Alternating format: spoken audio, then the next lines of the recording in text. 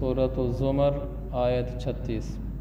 اعوذ باللہ من الشیطان الرجیم، بسم اللہ الرحمن الرحیم۔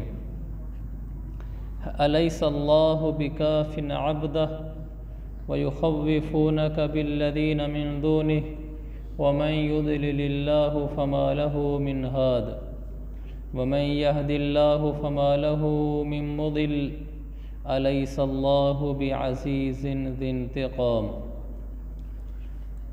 کیا اللہ اپنے بندے کے لیے کافی نہیں ہے؟ اور یہ لوگ تمہیں اس کے سوا دوسروں سے ڈراتے ہیں، اور جسے اللہ راستے سے بھٹکا دے اسے کوئی راستے پر لانے والا نہیں، اور جسے اللہ راہ راست پر لے آئے اسے کوئی راستے سے بھٹکانے والا نہیں۔ کیا اللہ زبردست انتقام لینے والا نہیں ہے؟ اس میں اللہ تعالیٰ نے ہمیں یہ سمجھایا کہ کیا اللہ اپنے بندے کے لیے کافی نہیں، اور اللہ اگر بھٹکا دے تو کوئی ہدایت نہیں دے سکتا، اللہ ہدایت دے دے تو کوئی بھٹکا نہیں سکتا۔ اس میں جو بنیاد میں بیان کیا وہ یہ ہے کہ الیس اللہ بکاف عبدہ، کیا اللہ اپنے بندوں کو کافی نہیں ہے؟ ہمیں ہر معاملے میں اللہ ہی کافی ہے۔ ہمارا رخ چونکہ اللہ سے ہٹ چکا ہے، اس لیے ہمیں اللہ کافی نظر نہیں آتا۔ ہمیں دنیا کے اسباب، وسائل، لوگوں کے عہدے، اختیارات، یہ چیزیں کافی دکھائی دیتی ہیں، اور مصلی بچھانا، نفل پڑھنا، اللہ سے مانگنا، ہمیں یہ فرضی اور فارمیلٹی والی چیزیں لگتی ہیں، حالانکہ واللہ حقیقت برعکس ہے۔ یعنی حقیقت یہ ہے کہ جو دنیا کی چیزیں اور عہدے اور مال ہیں یہ ہمیں کافی نہیں ہیں، بلکہ صحیح بات یہ ہے کہ ہمیں اللہ کافی ہے۔ ہمارا رخ اللہ کی طرف ہو جائے پھر دنیا میں بھی جینے کا مزہ آتا ہے، پھر زندگی میں انسان کو سکون محسوس ہوتا ہے، پھر مرنے کا کوئی ڈر نہیں ہوتا، مرنے کا کوئی خوف نہیں ہوتا۔ موت کا پیغام اچانک بھی آ جائے تو آدمی گھبراتا نہیں ہے۔ مولانا منظور صاحب ہوتے تھے یہاں ملتان کے، تو وہ اپنے شاگردوں کو فرمایا کرتے تھے کہ میں نے لنگوٹ کس رکھا ہے۔ ان کی مراد یہ ہوتی تھی کہ میں ہر وقت آخرت کے لیے تیار بیٹھا ہوں کہ اگر ابھی بھی فرشتہ آ جائے تو مجھے کوئی جھجک نہیں ہوگی۔ یہ جملہ کہنا کوئی آسان نہیں ہے۔ یعنی انہوں نے اپنے سارے معاملات کلیئر کر رکھے تھے، فرائض سارے ادا ہیں، کوئی فرض نماز زندگی کی باقی نہیں ہے ان کے سر پر، کوئی فرض روزہ ان کے سر پہ باقی نہیں ہے، جتنے فرائض تھے سارے ادا ہو گئے۔ لوگوں کے ساتھ مالی معاملات ہیں تو وہ واضح ہیں، کسی کی حق تلفی نہیں کی ہوئی، کسی کا مال نہیں دبایا ہوا، کسی کی غیبت نہیں کی ہوئی، مطمئن بیٹھے ہیں، اگر ابھی بھی فرشتہ لینے کے لیے آ جائے تو ہم تیار ہیں۔ یہ زندگی مطلوب ہے۔ مالی معاملات بھی واضح ہونے چاہیے، گھر کے اندر کون سی چیزیں میری ملکیت میں ہیں، کون سی میری بیوی کی ملکیت میں ہیں، یہ واضح ہونا چاہیے، کیونکہ میرے انتقال پر میری چیزیں میری بیوی اور میرے بچوں میں تقسیم ہوں گی، میری بیوی کے انتقال پر اس کی چیزیں اس کے شوہر اور اس کی اولاد میں تقسیم ہوں گی۔ جب پتہ ہی نہیں ہے کہ ان میں سے کس چیز کا مالک شوہر اور کس کی مالک بیوی ہے تو پھر تقسیم کیسے ہوگی؟ اس میں کوئی آر اور جھجک نہیں رکھنی چاہیے کہ اب میاں اور بیوی ہم آپس میں فرق کرنے لگ جائیں کہ میری چیز کون سی ہے، تیری چیز کون سی ہے۔ بالکل واضح رکھنا چاہیے کہ اس چیز کا مالک میں ہوں اور اس چیز کی مالک تم ہو۔ مثلا جو وہ جہیز لے کر آئی ہے اس کی مالک تم ہو، گھر میں فلانی چیزیں ہیں ان کا مالک میں ہوں۔ خاص طور پر بیوی کو جو وراثتی زمین ملتی ہے اس کی مالک تو بیوی ہی ہے، شوہر تو مالک نہیں ہوتا۔ پھر بیوی کو جو زمین ملتی ہے اس کی آمدنی وہ بھی بیوی کو ہی ملنی چاہیے، شوہر اس پہ غاصبانہ قبضے کر لیتے ہیں، یہ بالکل غلط ہے۔ بیوی بیچاری کو پتہ بھی نہیں ہوتا کہ میری جو آمدنی ہے زمین کی وہ ہے کتنی، میری زمین کس نے ٹھیکے پر لی ہوئی ہے، کیا آمدنی آتی ہے، بیوی کچھ پتہ نہیں ہوتا، شوہر مرضی سے کرتا ہے اور اس کو بتاتا بھی نہیں ہے کہ بھئی آمدنی کتنی آ رہی ہے، کہاں خرچ ہو رہی ہے۔ بیوی کے نام کوئی دکان ہے، اس دکان کا کرایہ کس کے ساتھ طے کیا ہوا ہے، کتنا طے کیا ہوا ہے، کہاں خرچ ہوتا ہے، بیوی بیچاری کو عموماً پتہ نہیں ہوتا، شوہر مرضی کرتا ہے۔ جو اس چیز کی مالک بیوی ہے اس کی مالک بیوی ہے، اس پہ شوہر کو غاصبانہ قبضے نہیں کرنے چاہیے۔ خیر میرے عزیز بھائی، میں عرض کر رہا تھا کہ اگر ہم اللہ سے تعلق بنا لیں پھر اللہ ہمیں کافی ہے۔ نفلیں پڑھنا، اللہ سے تعلق بنانا، آخرت کی تیاری کرنا، یہ اصل ہے۔ جب اللہ سے انسان تعلق جوڑ لیتا ہے پھر مرتے وقت اس کو پریشانی نہیں ہوتی، پھر کلمہ اس کو یاد نہیں دلایا جاتا۔ جنید بغدادی رحمۃ اللہ علیہ کا انتقال ہونے لگا، قریب بیٹھے ہوئے کسی آدمی نے کہا لا الہ الا اللہ پڑھو، تو کہنے لگے کیا بھول گیا تھا جو اس کو پڑھو، کہ اس کو یاد تو اس کو دلاؤ جو بھولا ہوا ہو، میں تو زندگی میں کبھی اللہ کو نہیں بھولا، موت کے بعد کیسے بھولوں گا۔ میرے عزیز بھائیو، ساری زندگی کا خلاصہ موت ہے، ساری زندگی کا خلاصہ موت ہے۔ موت ہماری اچھی ہے تو زندگی اچھی ہے، موت ہماری بری ہے تو زندگی ہماری بری ہے۔ چند روزہ حیات ہے، مر جانا ہے، یہاں سے چلے جانا ہے، آخرت کی تیاری کر جائیں۔ اللہ ہدایت دے دے کوئی گمراہ نہیں کر سکتا، فرمایا اللہ گمراہ کر دے کوئی ہدایت نہیں دے سکتا۔ ہدایت پر جتنے لوگ ہیں، میں اور آپ بھی ہدایت پر ہیں، ہدایت کے درجے ہیں۔ ہمیں اللہ نے ہدایت دی کہ ہم کلمہ پڑھ گئے، ہمیں ہدایت دی کہ ہم نمازیں پڑھنے لگے، ہمیں ہدایت دی کہ ہمیں مسجد میں بٹھایا، درس قرآن میں بٹھایا، یہ اس کی طرف سے ہدایت کے درجات ہیں۔ واللہ یہ اس کی رحمت اور اس کی عطا ہے، اس میں ہمارا کوئی دخل نہیں ہے۔ یعنی یہ نہیں ہے کہ ہم کوئی چیز ہیں اس لیے ہم جہاں نمازیں پڑھتے ہیں نیک ہی بنے ہوئے ہیں۔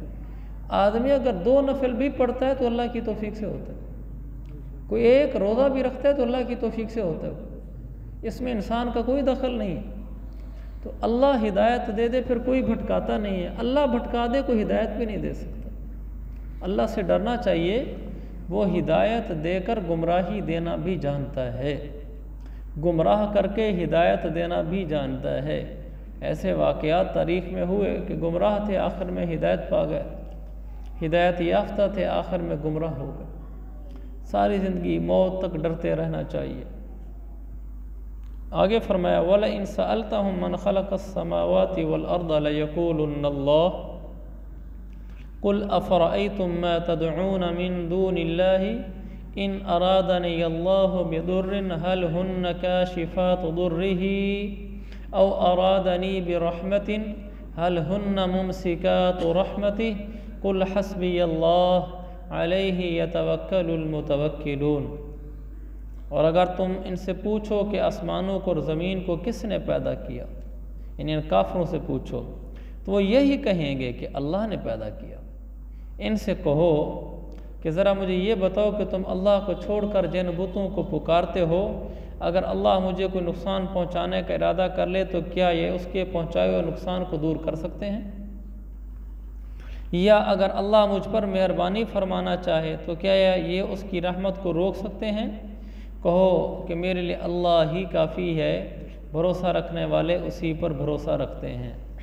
وہی مضمون دوبارہ ہے کہ میرے لیے اللہ ہی کافی ہے۔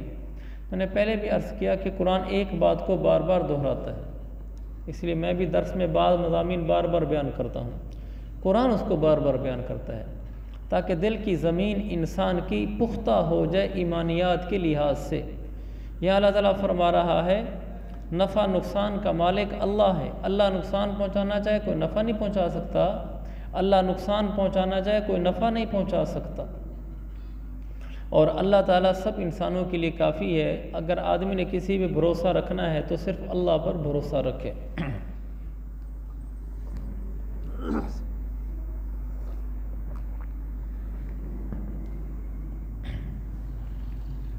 ایک تو ہم یہ سبق پکا کریں کہ کوئی آدمی ہمارا بھلا نہیں کر سکتا جب تک اللہ نہ چاہے، کوئی ہمارا نقصان نہیں کر سکتا جب تک اللہ نہ چاہے۔ اس لیے لوگوں سے اغراض وابستہ نہیں کرنی چاہیے، لوگوں پر بھروسے نہیں کرنے چاہیے کہ یہ آدمی میرے کام آئے گا، یہ آدمی مجھے نفع پہنچائے گا۔ اللہ نے مقدر میں نہیں لکھا ہوا، وہ چاہے بھی صحیح تو بھی نفع نہیں پہنچا سکتا۔ اللہ نے مقدر میں نفع لکھا ہوا ہے، وہ نہ بھی پہنچانا چاہے اللہ پہنچا دے گا۔ لوگوں سے مستغنی ہو کر رہنا چاہیے۔ حدیث میں ہے من یستعف یعفہ اللہ، جو اپنے آپ کو لوگوں سے سوال کرنے سے بچاتا ہے اللہ بھی اسے بچا لیتا ہے۔ جو اپنے آپ کو لوگوں سے سوال کرنے سے بچاتا ہے اللہ بھی اسے بچا لیتا ہے۔ یہ ہم زندگی میں کبھی نہ کریں کہ لوگوں سے جا کر کچھ مانگیں۔ غربت مالداری آتی رہتی ہے، مشکل وقت آ جائے نفل پڑھ کر اللہ سے مانگیں، روئیں دھوئیں، 1 دن گزرے گا، 2 دن، 3 دن، مسئلہ حل نہیں ہوگا، مسلسل پریشانی میں ہوں گے ہم پیسوں کی وجہ سے، لیکن اللہ تعالیٰ دیکھتا ہے کتنا پکا ہے۔ ہم لگے رہیں اللہ سے مانگتے رہیں، زیادہ دکھ لگے رونا شروع کر دیں، لیکن اس کا در نہ چھوڑیں، ایسے دروازے کھولے گا کہ پھر بند نہیں ہوں گے۔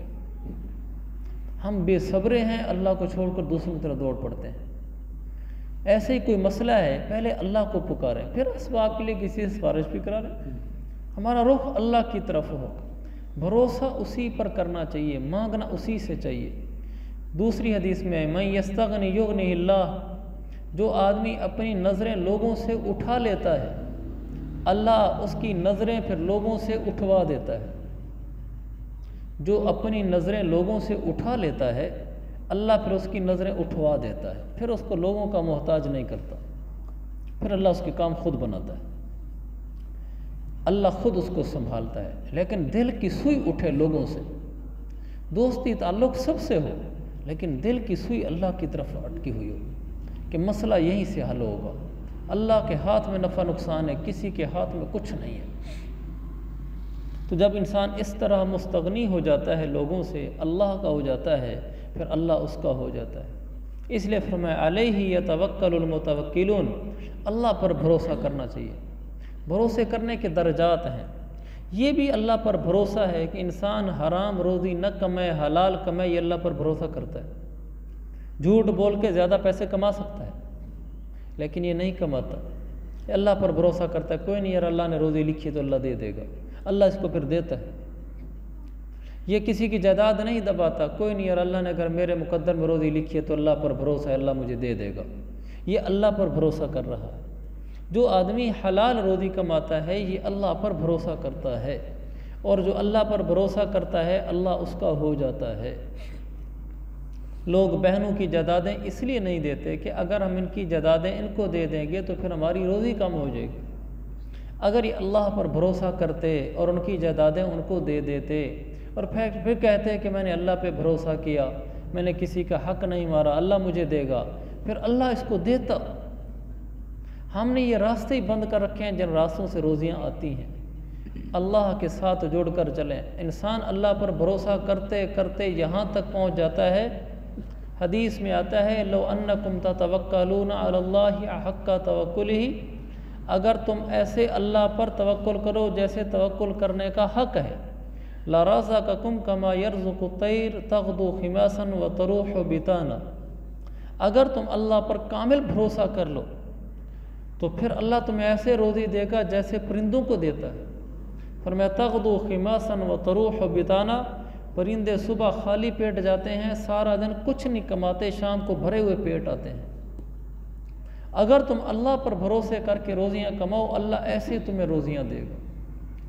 تو کبھی بھی ناجائز روزی نہیں کمانی اور کسی اور پر بھروسہ نہیں کرنا، بیٹے پر بھی نہیں کرنا، بھائی پر نہیں کرنا، والد پر نہیں کرنا، بھروسہ صرف اللہ پر۔ اولاد سے امید نہیں رکھنی چاہیے کہ میری اولاد میرے ساتھ بھلا کرے گی، میری اولاد ہے نا، اللہ پر ڈالنی چاہیے کہ اللہ تو ہی بس بنا۔ ایک آدمی نے بہت اچھی بات کی، کوئی سال سے زیادہ ہو گئی، مجھے نہیں بول رہی وہ،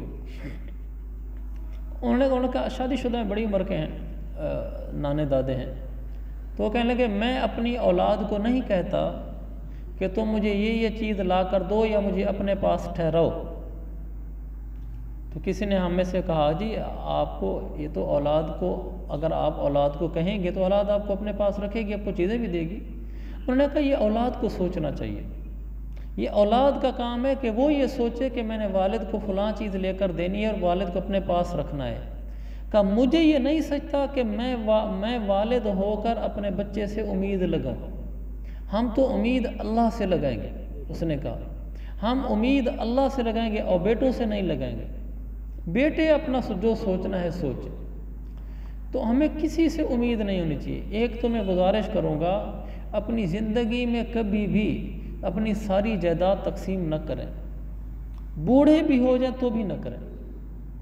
یہ اپنی جائیداد کا اتنا حصہ ضرور روک کر رکھ لیں کہ اگر اولادیں آپ سے آنکھیں پھیر لے تو آپ اپنی آمدنی میں سے کھا سکیں۔ ہوتا یہ ہے کہ جب آپ بوڑھا ہوتا ہے، بیٹے آ جاتے ہیں، ہمارا حصہ دو جائیداد میں سے۔ اچھے طریقے سے سن لیں، باپ کی زندگی میں بیٹوں کا باپ کی جائیداد میں کوئی حصہ نہیں ہوتا۔ باپ کی زندگی میں بیٹوں کا اپنے اس باپ کی جائیداد میں کوئی حصہ نہیں ہوتا۔ حصہ ہوتا ہے باپ کے مرنے کے بعد، زندگی میں کوئی حصہ نہیں ہوتا۔ باپ کہہ سکتا ہے میں کچھ نہیں دیتا، جب وہ اپنا خود کماؤ، اگرچہ باپ ہمدرد ہوتا ہے، دیتا ہے، اور اچھی بات ہے، دینا بھی چاہیے، لیکن بیٹا یہ نہیں کہہ سکتا میرا حصہ دو، کوئی حصہ نہیں۔ ہاں والد خود دینا چاہتا ہے تو کچھ دے دے، لیکن یہ میں ضرور کہوں گا، چونکہ ہماری یہ فیلڈ ہے، لوگ اس طرح کے ہم سے مسائل پوچھتے ہیں، ہمارے سامنے اس طرح کے کیسز آتے ہیں کہ جو ہمیں کئی دفعہ دیکھنا پڑا ہے کہ والد نے بڑھاپے میں اپنی جائیداد بیٹوں کو دے دی، اس وقت بیٹے بڑے جی کرتے ہیں، بابا جی آپ ہمیں ہمارے نام جائیداد چڑھا دیں، آپ بوڑھے ہیں، فوت ہو جائیں گے، کاغذی کارروائی کا مسئلہ بنتا ہے، آپ ابھی کرا دیں۔ اگر باپ کہے کہ بیٹا میں کہاں سے کھاؤں گا، میں کہاں رہوں گا، کہتا وہ ہم ہیں نا۔ اس وقت تو ایسے لگ رہا ہوتا ہے جیسے ہتھیلیوں پہ اٹھا کے باپ کو پھریں گے، لیکن ایسے ایک دفعہ نہیں، بارہا لوگوں کے ساتھ ہو چکا ہے، کئی لوگوں کے ساتھ۔ باپ نے جائیداد دے دی، جائیداد دینے کے چند مہینے بعد بیٹوں کی آنکھیں پھر گئی، انتقال ہو گیا اولاد کے نام، اولاد مالک ہوگی، قبضہ کر لیا، انتقال بچوں کے نام ہو گیا۔ اب باپ بیچارہ پریشان پھرتا ہے، اب اس کے لیے پریشانی بنی پڑی۔ اتنی جائیداد اپنی ضرور رکھ لیں کہ اگر اولاد آنکھیں پھیر بھی لے تو آپ اپنی آمدنی میں سے کھا سکیں۔ جب فوت ہوں گے تو خود بخود تقسیم ہو جائے گی وارثوں۔